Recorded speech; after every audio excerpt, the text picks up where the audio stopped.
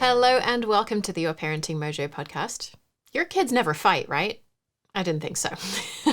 Of all the challenges that parents come to me with, sibling fighting is one of the biggest, and it seems like no matter what they've tried, it never gets better. A lot of these parents tell me they're able to stay calm as their children start poking at each other, either verbally or physically, and even when tensions are escalating. And then eventually something explodes and they can't keep it together anymore and they scream at their kids just to stop it. And if their children would just stop doing this, then of course our lives would be so much easier. So can they just stop? I'm going to address the elephant in the room right up front and say that I'm the parent of one child, so I don't have a problem with sibling rivalry. I've never wanted to have more than one child because I'm selfish and I like the life that I have with one child, and because I know that I'm a better parent to one child than I could ever be to more than one. And Karis has actually never wanted a sibling. We actually ask her for fun on a fairly regular basis just to see what she says. And she always says no, or buries her face in a pile of pillows, or in some other way indicates that that would be a terrible idea.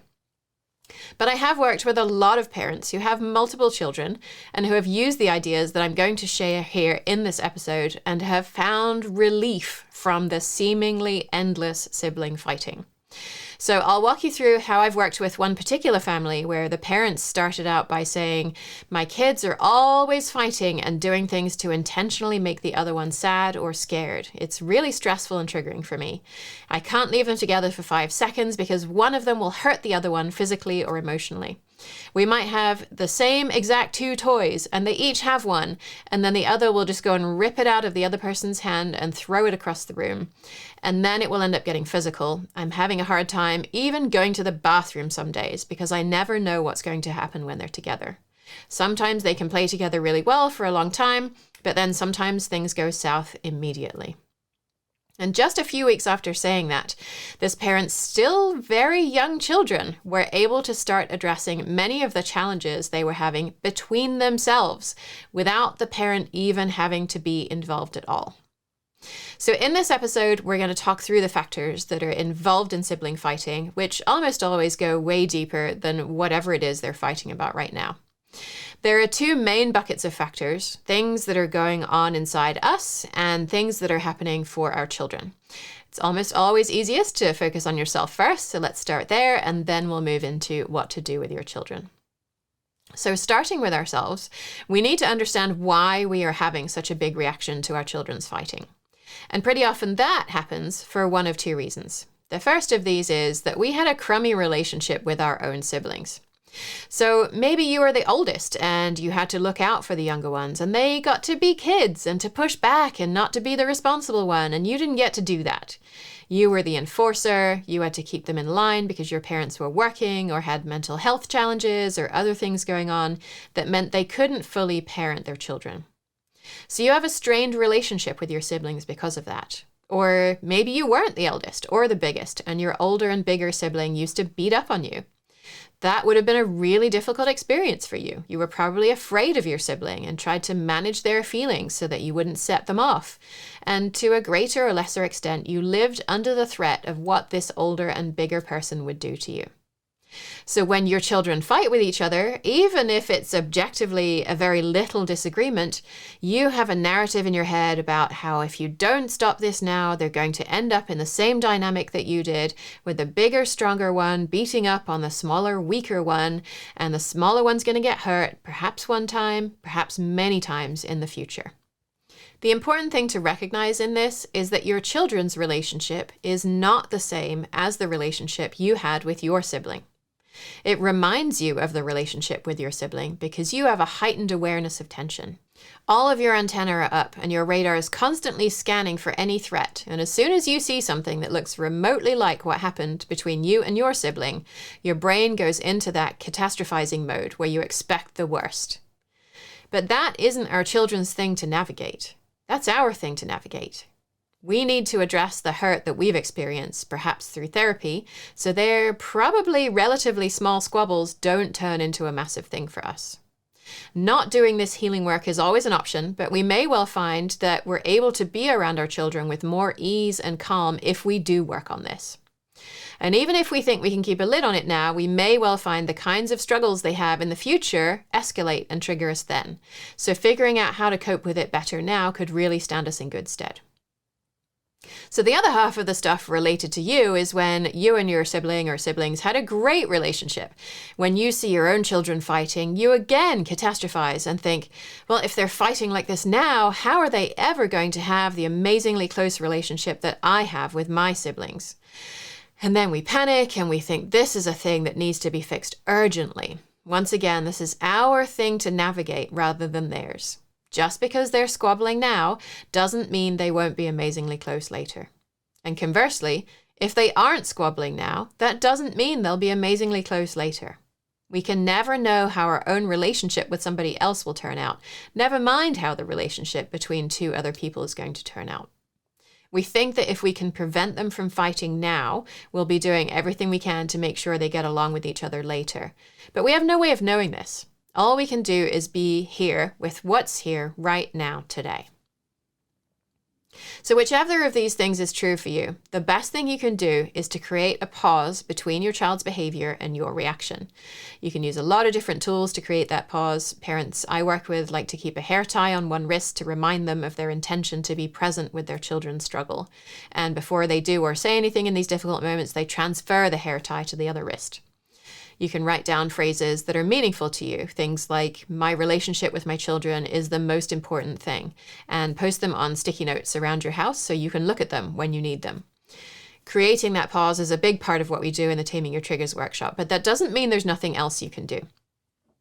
Another part of what you can do is look at why your children are fighting in the first place and address that. And then you won't find yourself in these difficult situations nearly as often. So that's the second part of our episode here today. When I ask parents why their children fight, they often say, it just comes out of nowhere.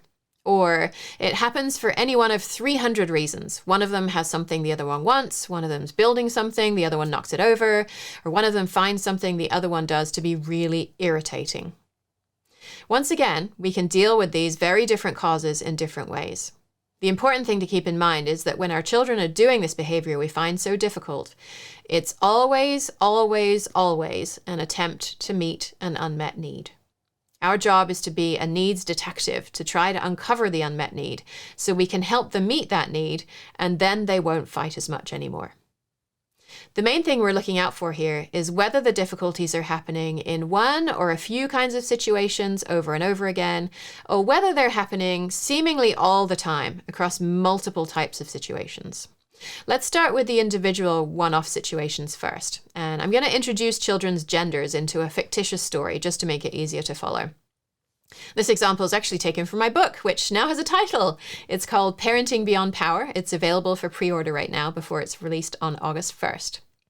So let's say your 4-year-old son is building a really tall block tower in the living room while you're in another room nearby, and your 2-year-old daughter comes running in. All of a sudden, you hear a big crash as the blocks hit the floor, and then your 2-year-old screams, which usually means the 4-year-old has hit her. What do you do? So just take a moment, put yourself in that situation, or a similar situation you've had with your child, and imagine what you might do and what you would say to your child.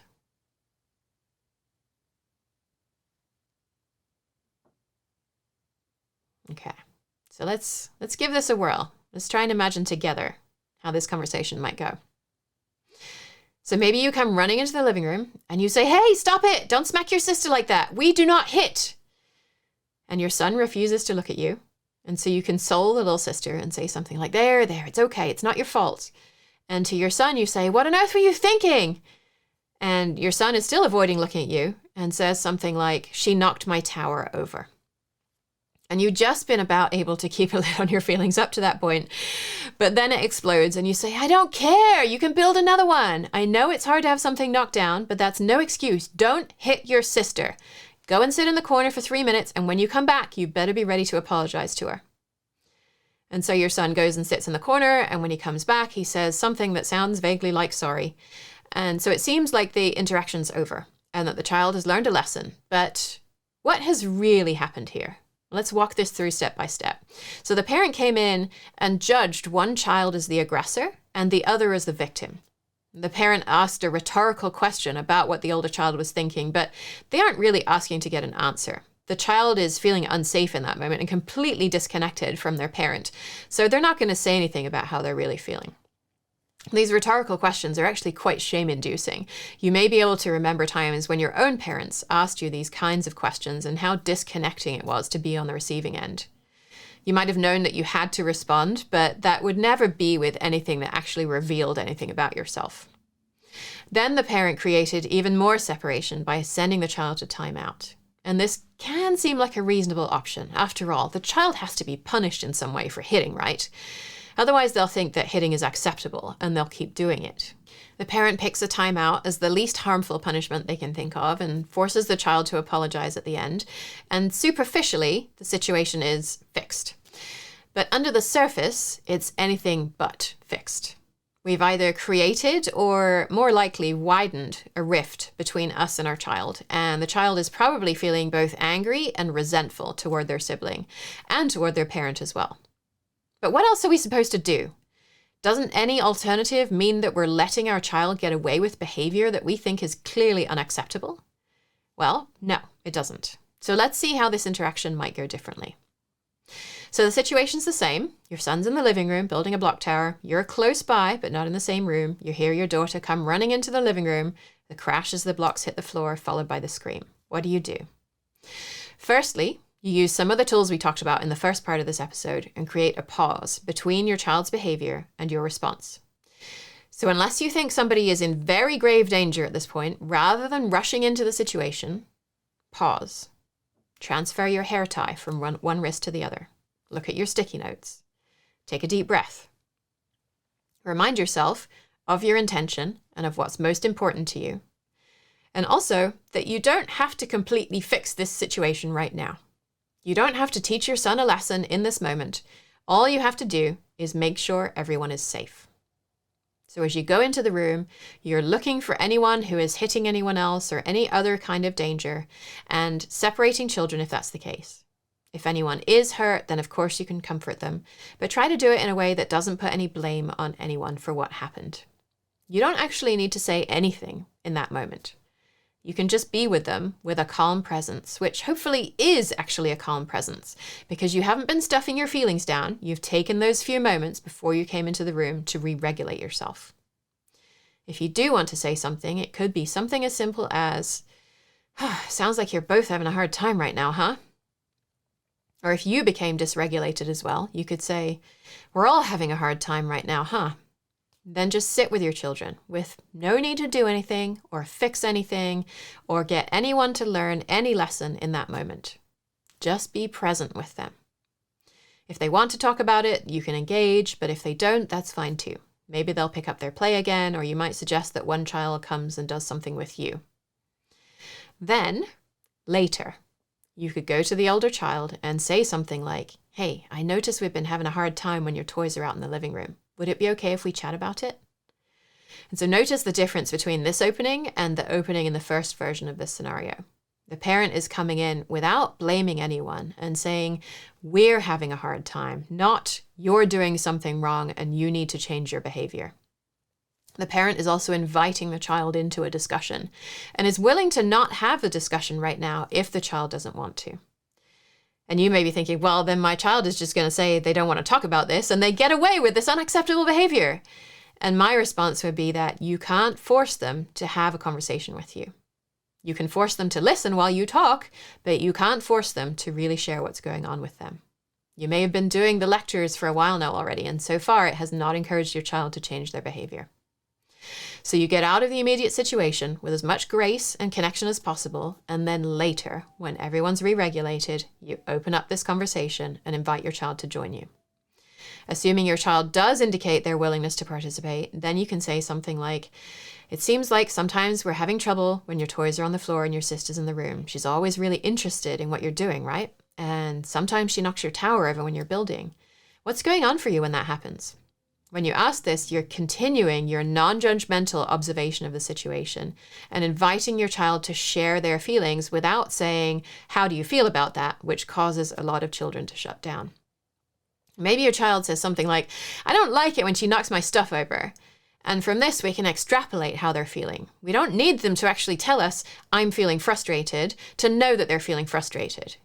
We don't need them to tell us that they're feeling anxious as soon as they hear little sister's footsteps coming down the hallway. We can even hold space for the child's anger as his achievement is knocked down again. And so then we can empathize with something like, oh, I hear you.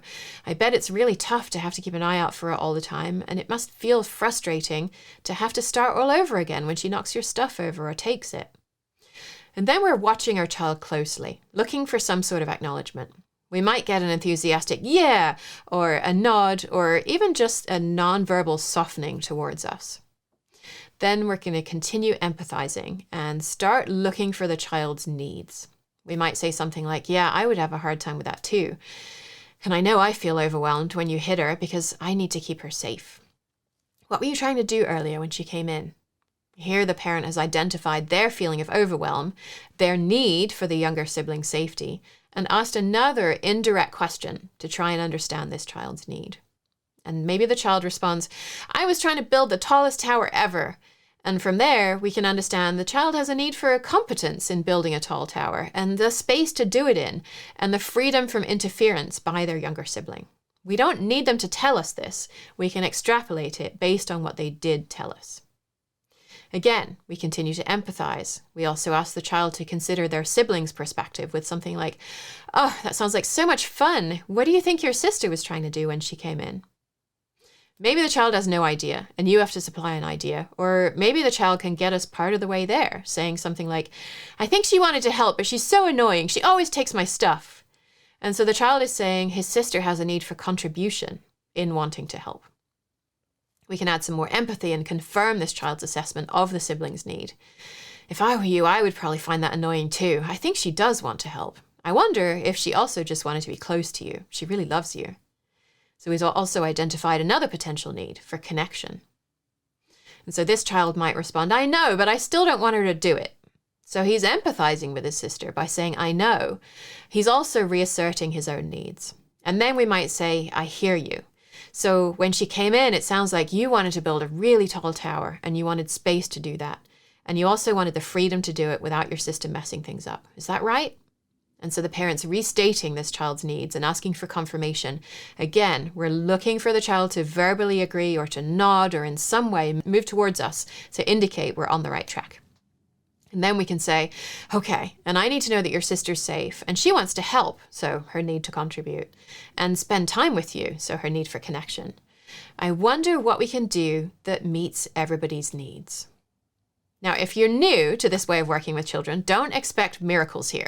Your child is probably not going to produce a list of ways that we can meet everyone's needs. But what we're doing is seeding the idea that meeting everyone's needs is possible. So maybe they say, I don't know. And then the parent responds, well, one option I see would be that you could build important stuff in your room with the door closed, and then your sister wouldn't be able to mess up your tower.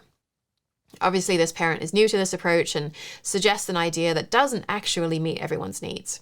It meets the needs the parent and this child have stated, but it doesn't meet little sister's needs for connection and contribution.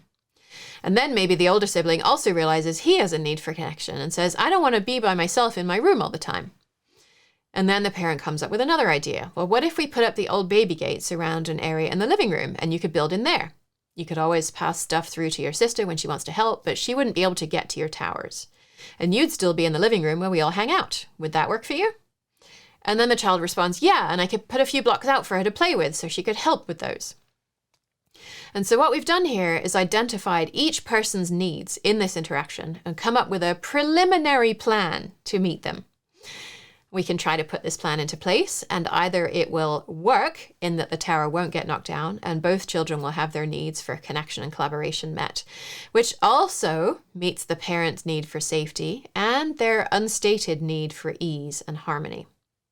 But it's also possible that putting the plan into action will help us to surface other needs and the situation won't work, in which case we can go back and say, hey, we thought this was going to help us, but it doesn't seem like it is. Can we talk about that? What's not working for us? And go from there. At this point, you might be thinking, okay, this sounds amazing, but how am I ever going to get the time to do this? And how is it really going to help in the long term?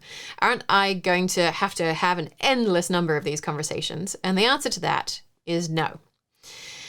It's almost impossible for me to think about sibling struggles without thinking back to parents Adriana and Tim, whom I worked with for over a year. I interviewed them last year, and I'd like to play you a couple of excerpts of that conversation.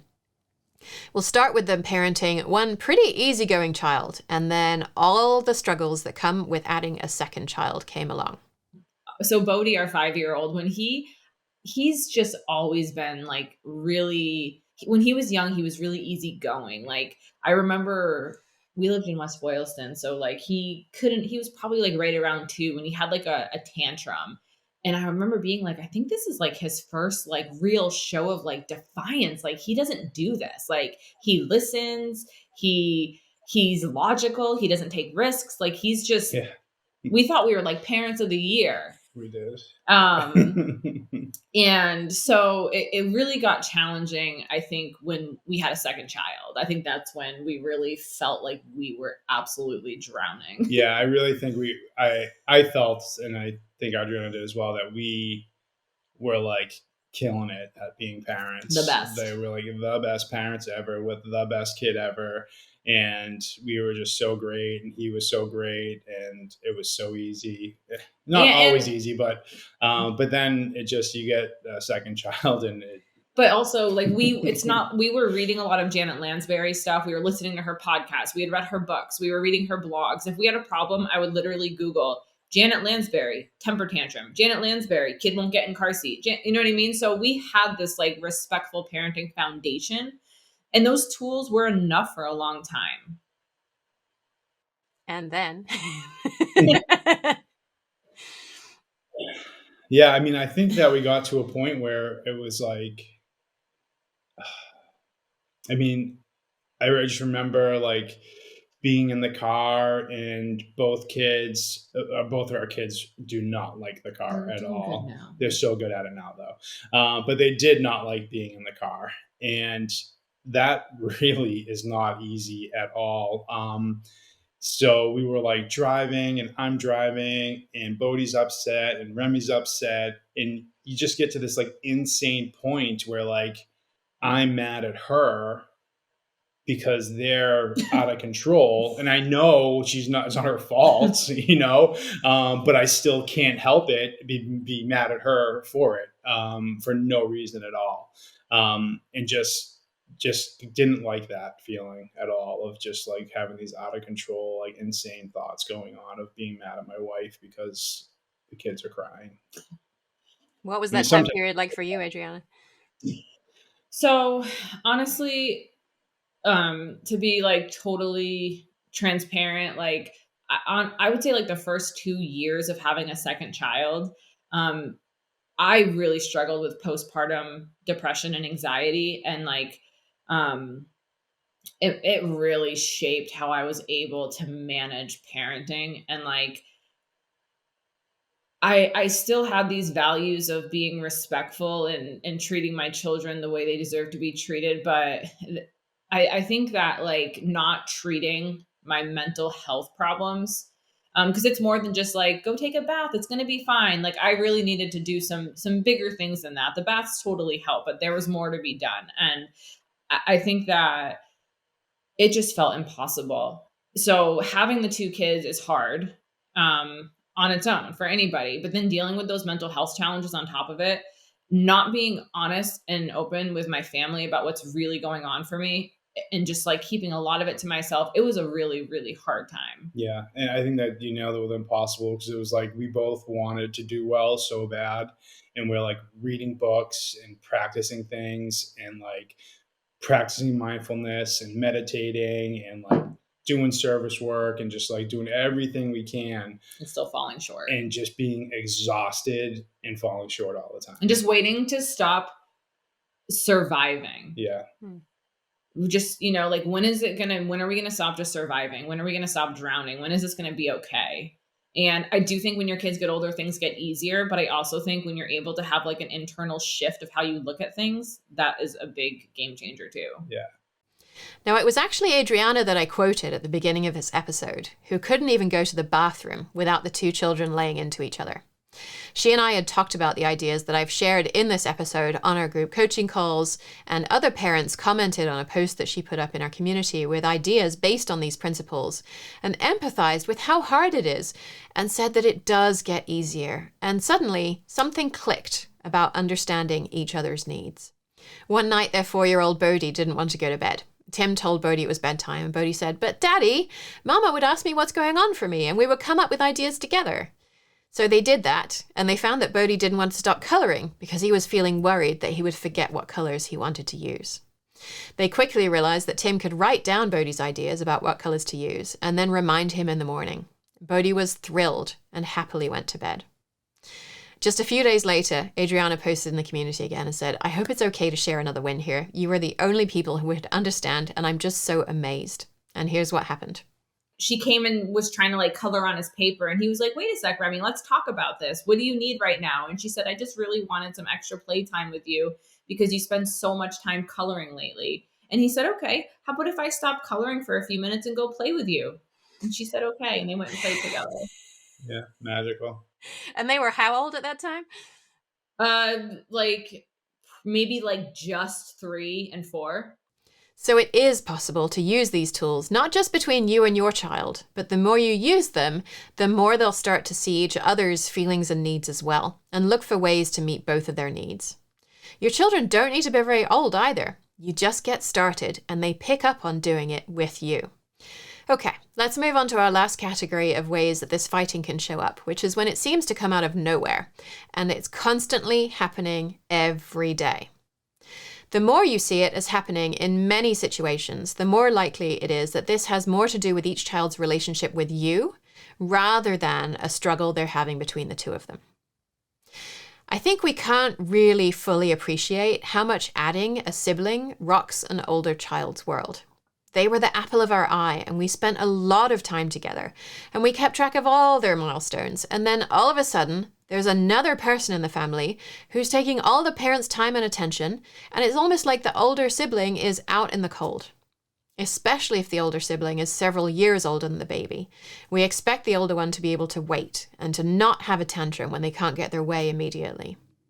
We know that children think that bad things that happen in their family are their fault. The child thinks the parent is the best thing ever. So if the parent is shouting at the child, then the child can't think, "Oh, my parent is shouting at me, they're having a hard time." The child thinks, "My parent is shouting at me, so there must be something wrong with me." When we're constantly short-tempered and telling our older children to wait and reminding them how much they love their new sibling when in reality they may have decidedly mixed feelings about it, the child assumes that their parent is the one who is right, and there must be something wrong with them, the child.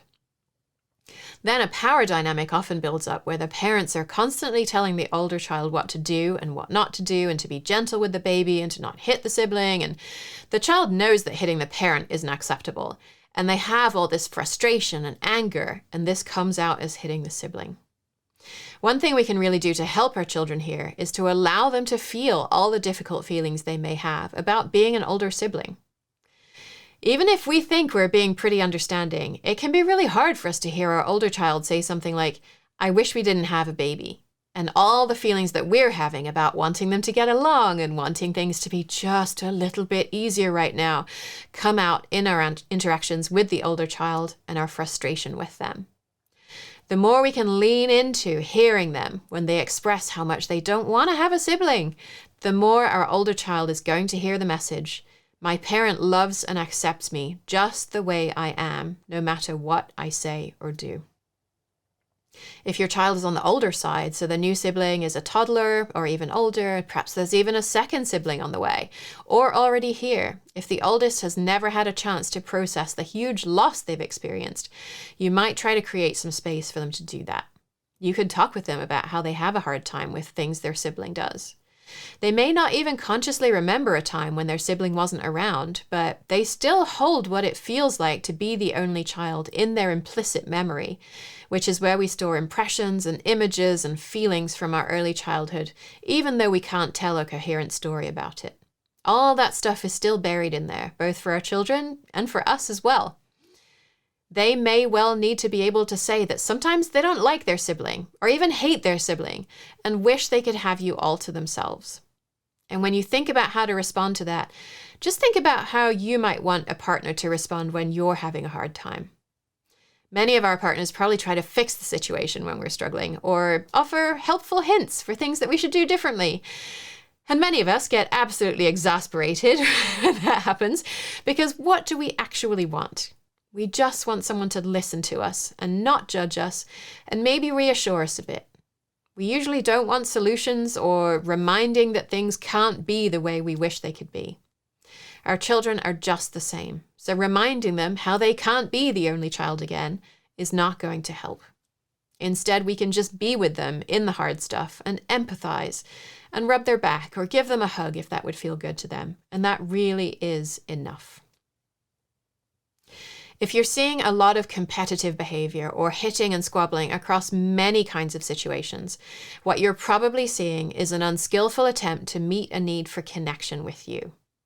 If you're thinking, how on earth could that be true? Then I'd invite you to think about how often we adults, with our fully developed prefrontal cortexes and a lot more understanding of ourselves and how the world works, use unskillful strategies to try to meet our needs. I often think back to a time when I got sick of being the one who unloaded the dishwasher every single flipping day. And I picked a fight with my husband about it because he gets up late in the mornings and he never unloads the dishwasher. So what happened here is I decided on a strategy that was going to help me meet my need. My need was for collaboration, and I had decided that my husband unloading the dishwasher was the only strategy that was going to help meet my need, and I picked a fight with him with a goal of getting my need met.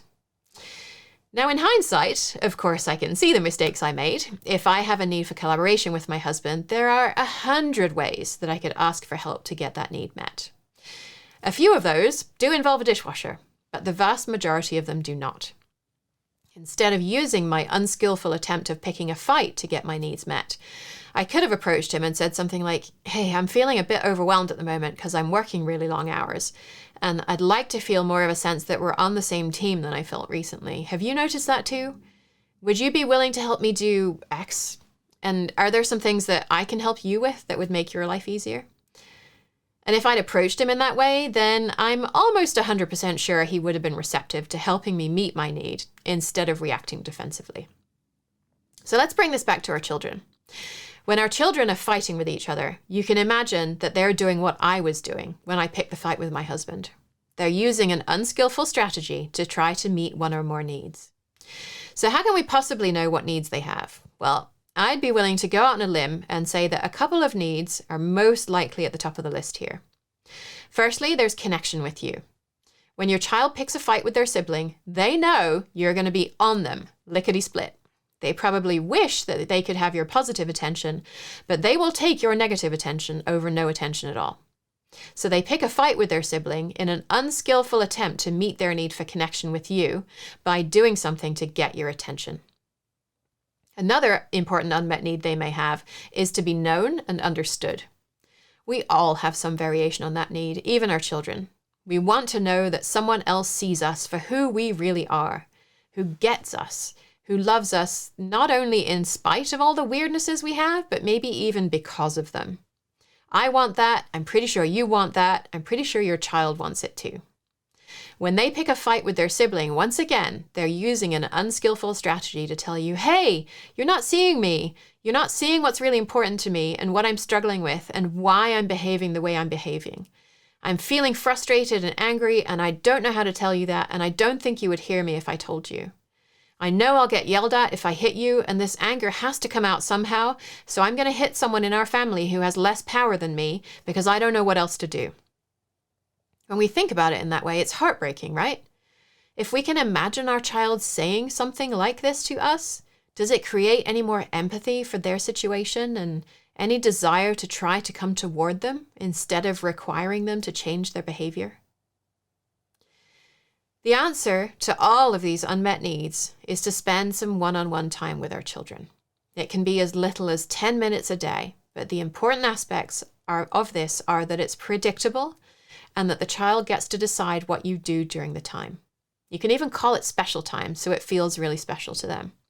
If you've done special time with your child before, you may have found that no matter how much you give them, they always want more. and making it predictable really helps with that. Most likely, when it's a one-off thing, the child always wants to wring every last minute out of it this time because they never know when they're going to get it again. When you make it predictable, you take away that fear that they're never going to get it again. And you also make it easier to hold a boundary and say, we've had special time today. We can have more special time tomorrow. If you can, allow your child to say when in the day the special time happens. Most of us have a pretty deeply embedded idea that we should work first and play when work is done, which means that when our child asks to play, we'll often respond, I can't play right now because I have to work. Things really shifted for my daughter and me when I realized that unless I was on a call, I really could just shift my work time back a little bit and play with her first. Then she was willing to work with me on a whole lot of things where previously she'd been pushing back. Allowing the child to direct the play does two things. Firstly, it allows you to show how much importance you put on their ideas. And I know this isn't always easy.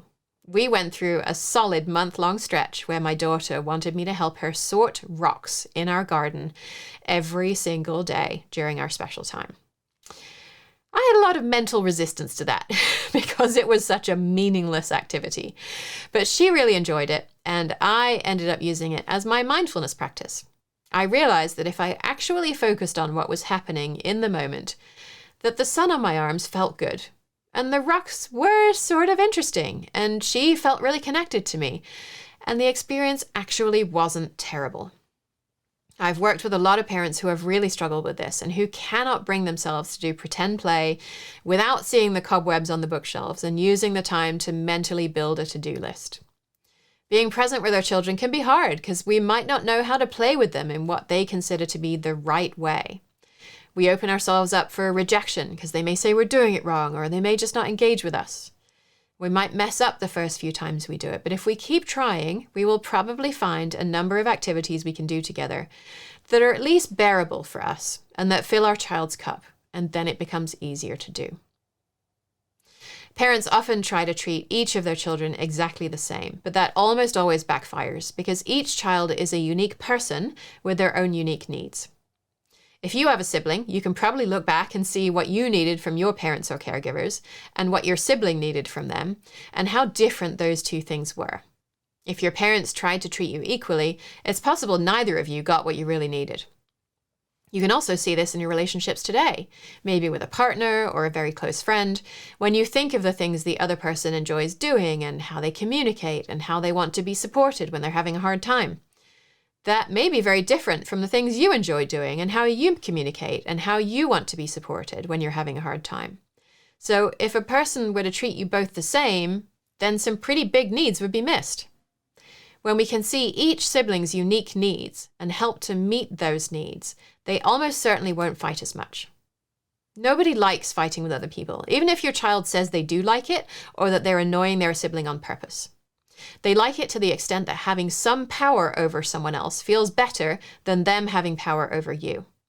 But getting your needs met feels better than both of those things. So if we can help them to do that, they won't fight anymore. I reached out to Adriana a year after she and Tim recorded the conversation with me to find out how things were going and to see if she would be willing to contribute a story for my book. And this is what she sent me. She said, growing up in an abusive household followed by years of drug addiction didn't exactly set me up for success as a parent. All I knew is I needed to not be like my parents, but I had no idea how to navigate parenting respectfully while also managing mental health challenges. I knew early on as a parent that my values often didn't match my actions, but I didn't know what else to do. I thought power struggles, sibling squabbles, and just surviving were normal parts of parenthood. The tools I learned from Jen changed everything about my relationships with my children and even my husband. When I learned how to have problem-solving conversations with my children and really hear and see them, we were able to work through challenges I never thought possible. And now they do this between themselves as well too, without me needing to step in.